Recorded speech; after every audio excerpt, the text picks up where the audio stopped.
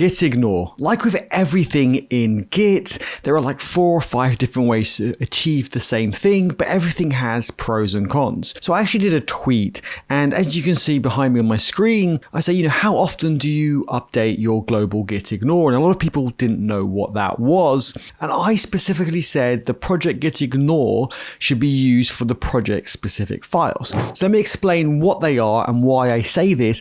And I want to go into the discussion I had on Twitter with David, and I really rate David. He's awesome. You should definitely check out his content. Link is in the description below. So I love that David put a different point of view on this. And I think it's really important that people do come up with constructive criticism and other ways to do things, and you may or may not agree with them. And that's absolutely fine. So we actually disagreed, and then we agreed, and there's another way to do it, which I thought was amazing, but we'll get to that. So let's start at the top.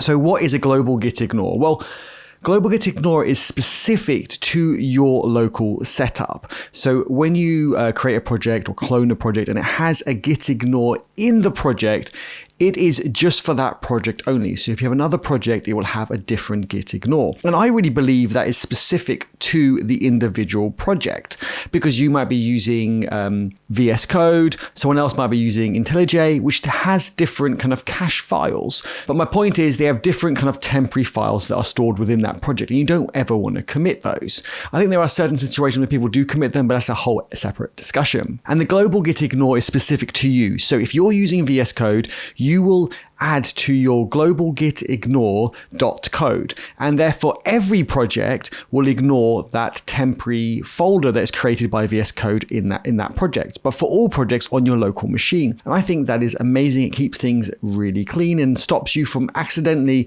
committing code that shouldn't be committed to any of your projects for the tools you use. And don't forget, this is not just for the IDE. This could be for loads of other tools that you use that create temporary folders in the project, and there are many of those, so I'm not going to list them. You can just check out some projects that have some Git Ignores that are huge. I mean, pages and pages of Git Ignore, and people then start contributing to those projects with just items from other projects that they found. They have no idea if it's relevant to that project, but again, chasing green squares, and they see, well, this project is accepting every single possible combination of Git Ignores for this project. Whereas I like to keep it focused on the project. For example, using Next.js, let's ignore the .next folder, not Next.js. I think they call it .next.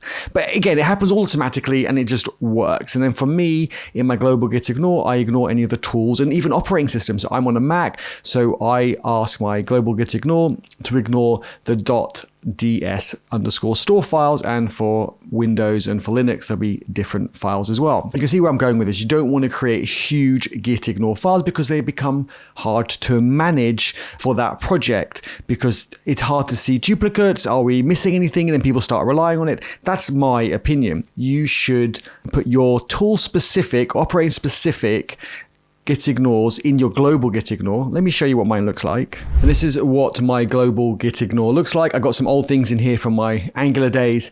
I use dot files, so this is maintained going forward. I should probably remove some of these things, but you can see I ignore all the M files. I know this is probably in the project, but I add it here just in case. And you can see here I've got .vs code. Okay, so it's not .code, it's .vs code. But you get the idea. I exclude DS store that I mentioned, and .idea, that's IntelliJ. So there you go, I remember now what it is. I also have some things personally to me, so I store patch files in the project just for local usage and temporary usage.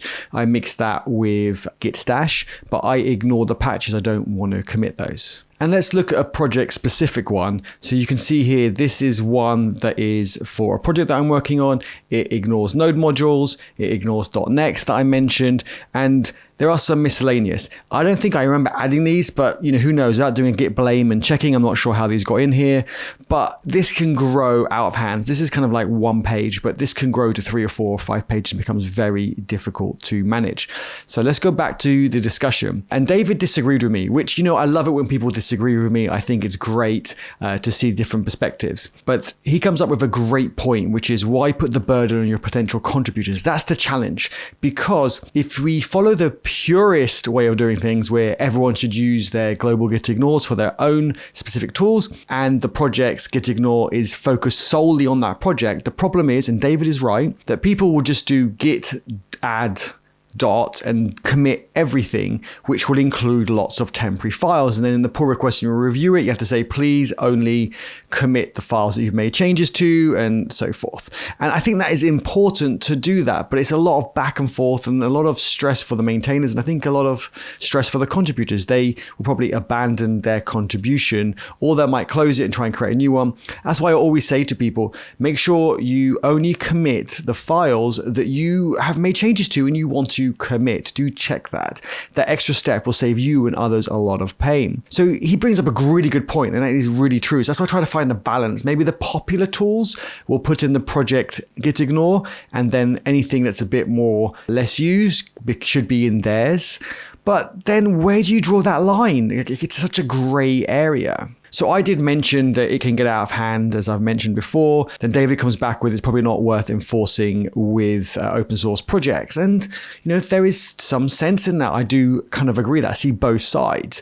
I think when pull requests come in nice and clean, then I'll probably lean to the more purist view. And when they start coming in a bit messy, I'll probably lean towards let's just put it in the project and save us all some pain. But what I want to close with, which I thought was really interesting, so David, thank you so much for bringing this up, is the Linux kernel takes a different approach, which is ignores all files that begin with dot and only adds the specific ones to the git ignore to allow them in the project. And I was like, that's quite interesting. And you can see here, David's given an example, which is dot star. So ignore everything, and then exclamation mark dot and the name of your file. And you can use wildcards for that as well.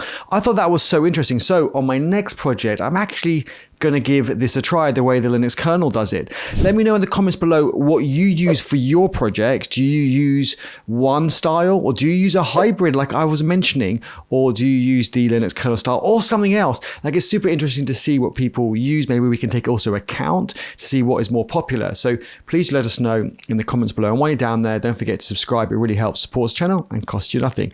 I'll see you in the next video where, for those of you who hung around, I want to give you a sneak peek for the next video where we're actually going to continue this conversation, because GitHub just released a kind of ignore system for your branches, which I think is interesting. Would I use it? Would I not? You have to stay tuned for the next video. I'll see you there.